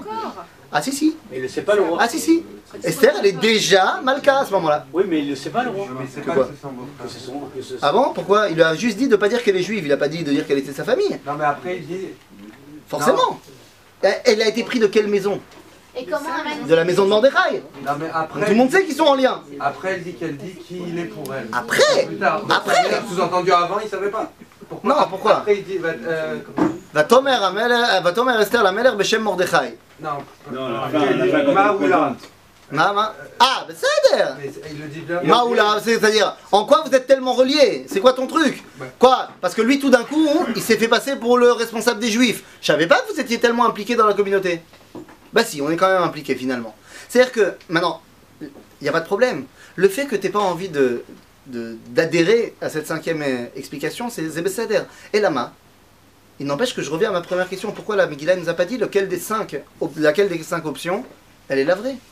Il suffisait de nous dire un tout petit verset pour nous dire laquelle des 5 était la bonne. Et si vous voulez ce que j'en pense, la raison pour laquelle la Megillah ne nous l'a pas dit, c'est parce que chas v'shalom qu'on sache quelle a été la vérité historique. Parce que si chas v'shalom on avait su qui était Mordechai Behemet, je peux vous assurer que jusqu'à aujourd'hui on aurait des pérouchim qui disent évidemment qu'il y a eu Haman et presque la Shoah à cause de ceux qui n'étaient pas comme Mordechai. Et c'est bidiouk ça le secret de Purim qui fait qu'elle va rester tout le temps. À Purim, Haman, et on l'a très bien connu dans notre génération malheureusement, Haman il veut détruire le Ham Israël.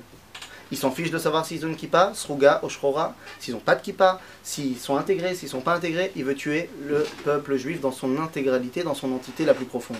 Et c'est pour ça que le secret, c'est lorsque Esther vient dire à Mordechai, l'er kenos et kol a Yehudim. S'il en manque un des 5 que j'ai cités, c'est-à-dire que les 5 options, vous avez compris que c'est les 5 facettes du peuple juif. Parce que quelque part, derrière tout juif assimilé, quelque part, au fond, se cache un juif communautaire.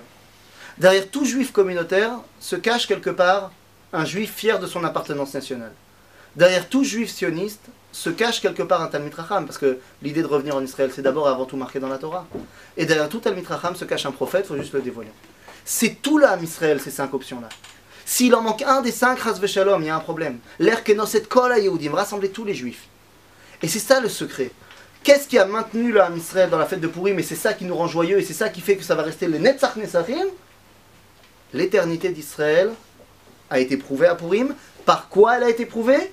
Par l'unité du peuple juif. Il faut tout le monde, Zéhartout. Ah oui, mais d'accord. Mais si j'ai compris que le secret de Purim, c'était l'unité du peuple juif, Kol hakavod, ça va, je suis bon, je suis pépère. Mais Harvona, dans mon histoire, il est où? L'unité du peuple juif, elle a été prouvée. Ok. L'unité du peuple juif, c'est ça qui est le garant de l'éternité d'Israël. Jusque-là, Besséder. Alors, il se trouve que l'unité d'Israël et l'éternité d'Israël, elle est là pour remplir un message dans le monde. C'est quoi notre rôle dans le monde? On va faire très bateau. Hors la goïm. Hors la goïm, mais quoi? Hors de quoi? Leur éclairer sur quoi? C'est-à-dire qu'il faut dévoiler Akadosh Baruch Hu dans le monde. D'après ce que je me rappelle de ma bar mitzvah, il semblerait que une des phrases principales du judaïsme, c'est quoi? Shema Israël. Shema Israël, Adonai Eloheinu Adonai Echad. C'est la source numéro 18, Shema Israël. Shema Israël, maintenant, qu'est-ce qu'on dit à la fin? Adonai Eloheinu Adonai Echad. Comment vous traduisez Echad? C'est-à-dire?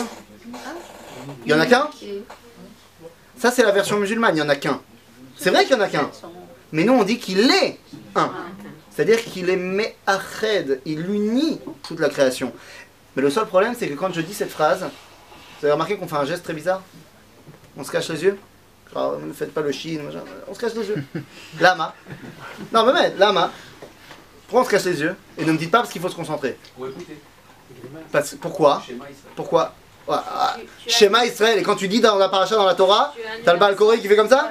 Tu annules la vue. Et lama. Pourquoi? Pour écouter. J'ai compris pour écouter, mais honnêtement, t'as pas besoin de fermer les yeux pour écouter. D'autant plus qu'il y a d'autres endroits dans la Torah où on marque Shema, hein, et on te dit pas que faut fermer les yeux. Parce que la réalité que tu vois, elle est contraire complètement à ce que tu dis. Parce que quand je regarde dehors, je vois du bien, je vois du mal, je vois de la pauvreté, de la maladie, du bien, de la richesse. Je vois pas que Hakol Echad. Je le vois pas. Je sais que c'est vrai, mais je le vois pas. Donc, quand je le dis, je ferme les yeux. Pour ne pas voir cette réalité qui m'empêche de comprendre cette vérité. Maintenant, Shema Israël, c'est la base de Purim. Echad. Hashem Echad. Vous savez ce que ça veut dire, Hashem Echad? Je ne peux y arriver que si j'ai atteint l'unité du peuple juif. Que à partir de la hardout du peuple d'Israël, je peux arriver à Echad. Mais vous savez ce que ça veut dire, Echad? Arriver à cette perception que Hashem Echad, ça veut dire que Chayav Inish, c'est la source numéro 19, Amar Rabba Chayav Inish libesume bepuraya ad deloyada ben Arur Haman le Baruch Mordechai. Il faut boire jusqu'à ne plus savoir faire la différence entre Arur Haman et Baruch Mordechai. Venez, on ne rentre pas dans le débat purement litaï et ilchatique de Ad, ve Ad Bichlal, ve Lo Ad Bichlal. Est-ce qu'il faut vraiment être bourré? Est-ce qu'il faut aller dormir? Azov, Baruch qu'il faut être bourré. Ah, bien sûr que tu n'as pas le droit de transgresser de la halakha. C'est-à-dire, si tu sais que quand tu bois, tu vas faire des avérotes, t'as pas le droit. Mais, bon, Hachem, on a vu des tzadikés olam. Moi, j'aurais toujours ici, Zachour, Latov, Velatov, Velatov, chez Shlita. Mon premier Purim en Israël, on a fait le Mishté, j'étais au Machon Meir à ce moment-là, et on a fait le Mishté chez un de nos rabbanim, le Rav Naon. Je ne sais pas si vous avez l'occasion de rencontrer le Rav Naon. C'était, j'y comprenais rien, je connaissais rien à la Torah, je connaissais rien. Mais je me rappelle pas du tout d'aucun des cours du Rav Naon, j'arrivais pas. Mais par contre, je me rappelle du personnage. Maintenant, que j'étudie avec lui, maintenant ça parle. Mais le personnage, incroyable. Et je me rappellerai toujours de ce Mishté, où il était Ad Deloyada. Ad Deloyada, les gamins, il disait des trucs, mais laisse tomber, on comprenait rien à ce qu'il disait.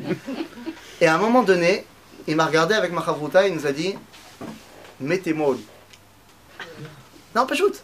Mais dans une otzma, une gdoucha, il avait déjà à l'époque, je crois, 70 ans en plus, on l'a porté, on l'a amené dans son lit, c'était pas shoot. Gdoucha. Gdoucha. Shimush talmidei chachamim. Et ce ad deloyada, donc on ne vienne pas me dire ad velo ad bichlal, les gens qui sont au niveau, c'est ad deloyada. Mais pourquoi? Parce qu'à Purim, tu viens dire quelque chose. Tu viens dire que Arur Aman ve Baruch Mordechai c'est auto davar. Attendez, qu'on soit bien d'accord. Quoi, vous pouvez vraiment officiellement dire que Hitler Yimar Shmo et le Rav Mordechai Eliyahu Zatzal c'est auto davar? Ken c'est auto davar. Akadosh Baruch Hu il se dévoile par Hitler, il se dévoile par le Rav Mordechai Eliyahu. Il se dévoile par Arur Aman, il se dévoile par Baruch Mordechai. Mais la vérité, si tu vois quelqu'un dans une synagogue qui vient et qui dit Hitler vers Rav X c'est auto davar, tu vas lui mettre une claque. Tu vas dire mais comment tu peux oser dire un truc comme ça? Qu'est-ce qu'il va te répondre? C'est pas de ma faute, j'étais bourré. Chayav inish aval lama. Mais parce que Behemet, c'est vrai ou c'est pas vrai? Behemet, c'est vrai qu'Akadosh Baruch Hu c'est lui qui gère tout? Baruch c'est vrai. Maintenant, on veut pas que notre service de Dieu, il passe par ça. C'est pour ça que cette réalité-là de dire que Akadosh Baruch Hu, c'est lui qui gère tout, y compris le bien, Baruch, mais y compris également le mal, on l'a repoussé jusqu'à la fin de l'année. On voulait pas le dire. On l'a repoussé le dernier mois de l'année, la dernière fête de l'année. Mais à la dernière fête de l'année, au moment où on a dévoilé le seul truc qui nous permet d'accéder à ce niveau-là, à savoir l'unité du peuple juif, alors tu peux te permettre de dire Arur Aman, Baruch Mordechai, Otodava. D'ailleurs, personne ne nous a dit qu'il faut faire la mélange et dire Arur Mordechai et Baruch Aman. Non, c'est de l'eau. On sait que Aman c'est Arur et que Mordechai c'est Baruch. Aval, les deux, ils servent à Kadosh Baruch. Mais pourquoi on nous demande d'effacer le nom d'Aman avant? Comment ça? En fait, on le fait sans arrêt. En fait, d'effacer le nom d'Aman? Non, c'est d'effacer Aman. On dit il faut détruire Aman. Amalek. Il faut détruire Amalek, mitachat hashamayim. D'accord. Mais à hashamayim, non. C'est-à-dire que, je t'explique, c'est-à-dire qu'il faut effacer Amalek ici. Ce qui représente le mal ici, il faut le détruire le mal. Le mal, il faut le détruire. Mais pourquoi on nous demande à ce moment-là? Aval, je t'explique. Le mal, quand il est présent ici sur Terre, il faut le détruire. Il n'y a pas de question. Aval, est-ce qu'il ne faut pas savoir aussi qu'il y a un tafkid, il y a un rôle dans le mal? Si, je le sais. C'est-à-dire qu'Amalek, il faut le détruire. Dans ce qu'il fait, il faut détruire. Aval, il faut savoir qu'il y a un rôle à ça. Maintenant, ça, tu ne peux pas le dire quand tu es à jeun. Tu n'as pas le droit. Quand tu es à jeun, tu parles bien, tu parles pas mal. Mais quand tu as bu, nous dit la source numéro 20, c'est la Gemara dans Maseret Yoma, Shikor haolam domé, kol haolam kulo nira alav kemishor. Le monde, c'est une grande plaine. Il n'y a pas de différence, il n'y a pas de vallée, de montagne, tout autour d'avoir. Akol echad. Eh bien, les amis, c'est ça, Harvona. Pourquoi est-ce qu'on doit arriver à Deloyada? Pourquoi on doit arriver? Parce que si tu termines l'année et que tu es arrivé à cette notion de Hardout Israël pour dévoiler le message de Dieu et que tu n'es pas capable de dire que Akadosh Baruch Hu echad, y compris dans le bien, y compris dans le mal, c'est lui qui gère, fisfasta. Justement, je bois pour jusqu'à ce que je sois plus capable de faire la différence. Donc pourquoi? Qu'est-ce qu'il y a de bien là-dedans? Parce que quand je fais la différence, je fais la différence. Il y a Arur Aman d'un côté et il y a Baruch Mordechai de l'autre. Ça n'a rien à voir. Et je vais te dire bien que ça. Chas v'shalom, tu pourrais même être tenté par une espèce de dualisme. C'est-à-dire que je peux comprendre l'unité qu'avec qu'en buvant. Je peux comprendre l'unité qu'en buvant. Je peux comprendre le echad que en effaçant les. Je ne peux comprendre le echad que en effaçant ces différences. D'ailleurs, entre parenthèses, l'homme n'est pas capable, avec toutes ses forces et avec toutes ses forces, tu n'es pas capable de dire. Tu peux pas lucidement dire que le bien et le mal, ça sert la même chose. Tu ne peux pas. Hein? problème. Pourquoi? Parce qu'ils vont tous boire. Ah, parce qu'ils ont besoin de moi pour ça. Non, mais on travaille. Parce que Keilou l'année dernière, ils ont pas bu. Si, mais... Non, la seule truc, c'est que demain, ils vont savoir pourquoi ils vont boire. À Chav Rabotai, c'est tellement fort cette histoire. Je vous rappelle que, entre parenthèses, arriver à ce niveau-là de Had Deloyada, on l'a pas inventé à la Megillah. Avant d'arriver à Charvona et terminer, on l'a pas inventé à ce niveau-là. Il y a un monsieur qui nous a précédés. Il y a un mec qui est arrivé au top des connaissances. Mais au top, hein. Il s'appelait Moshe Rabbeinu. Quand il est arrivé au top des connaissances, c'est la source numéro 22 là en l'occurrence. Quand il est arrivé au top des connaissances, qu'il a reçu les deuxièmes tables de la loi, il descend du Har Sinaï, il est au top. Et regarde ce qu'il a marqué. Regarde ce qu'il a marqué ici, il prend la source numéro 22, prend... il est à la fin de la deuxième ligne. Il est descendu avec les louchot, il est au top. Ou Moshe Lo Yada. Il est arrivé au niveau de Had Deloyada. Ou Moshe Lo Yada ki karan or panav. Toi tu dis qui, ça veut dire car. Il savait pas quoi? Il savait pas que sa face éclairée. Son Rashi nous a déjà dit dans Masechet Rosh Hashanah que qui ça veut dire Ka'asher aussi. Moshe il est arrivé à Had Deloyada quand sa face elle éclairait. Quand sa face elle éclairait, c'était pour lui le niveau de Had Deloyada. Ce niveau de Had Deloyada, du moment où tu comprends que Akol Echad, c'est Emet, c'est Nachon, que Akol c'est Akadosh Baruch Hu.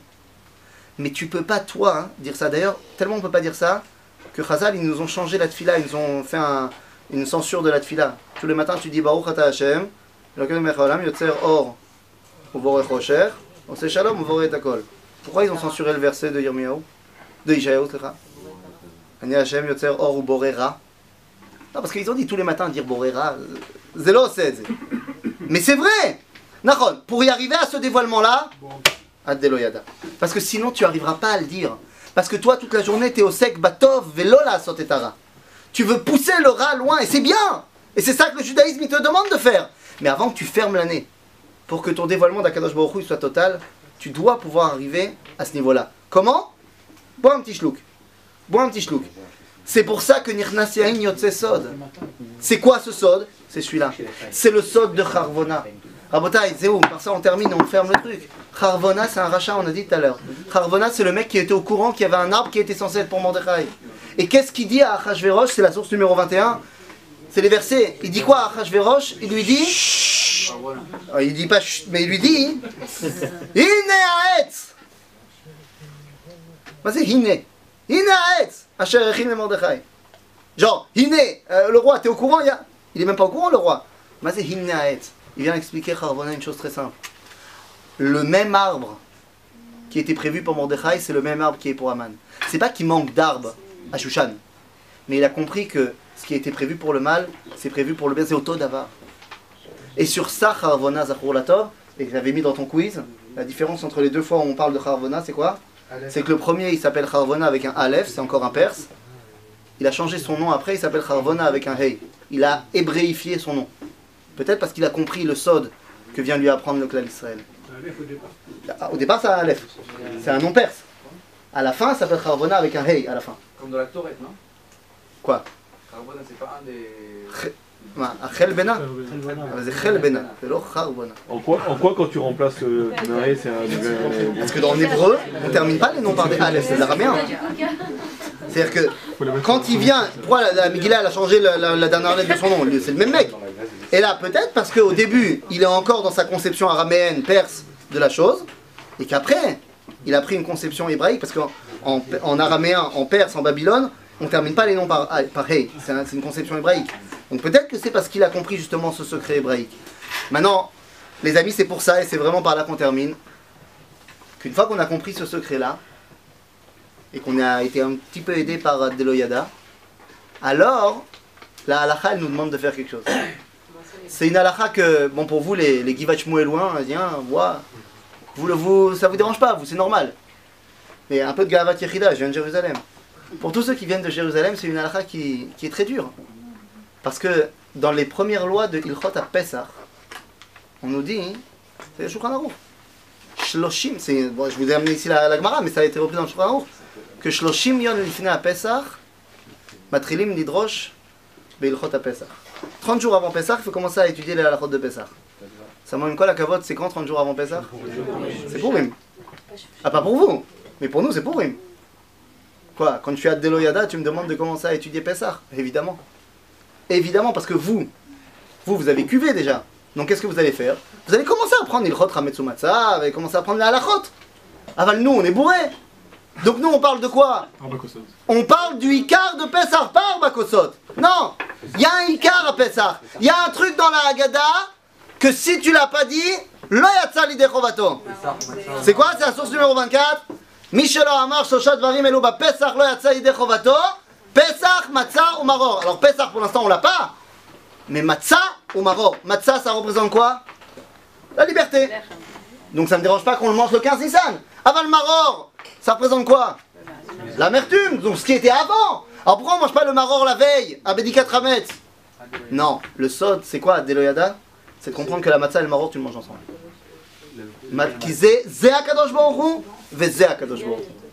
Peut-être que viendra un temps où on ne fera pas 2 journées, Yom HaZikaron ve Yom HaAtzmaut. Qu'on comprendra que les deux c'est Echad. Que Gam Yom HaZikaron c'est HaKadosh Baruch Hu, ve Gam Yom HaAtzmaut c'est HaKadosh Baruch Hu. Quand on arrive à tout ça, qu'on est passé par l'unité du peuple juif, qui a révélé l'éternité d'Israël, alors cet Israël est capable de donner le message à l'humanité, à savoir chez Hashem Eloheinu, Hashem Echad.